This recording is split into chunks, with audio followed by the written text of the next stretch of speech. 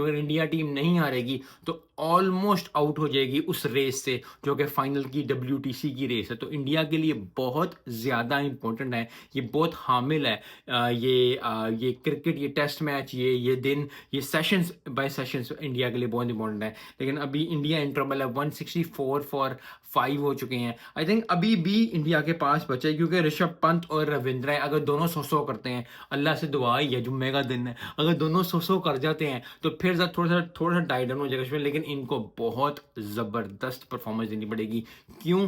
क्योंकि ऋषभ पंत की भी यस एक इनिंग्स आई थी, रविंद्र जडेजा ने से अभी भी है, बॉलिंग में थोड़ी सी ली, लेकिन बैटिंग में करने वाली बात है और ये बड़ी टफ हो जाएगा। लेकिन पहला 1 घंटा बड़ा मुश्किल होता है और इंडियन बैटर्स जो हैं वो थोड़े से घबराए होंगे, क्योंकि बॉलिंग 1 घंटे जो पहले होती है वो बड़ा टफ हो जाता है, बड़ा टफ कंपटीशन हो जाता है। सो आई थिंक ओवरऑल जो है वो बड़ा ही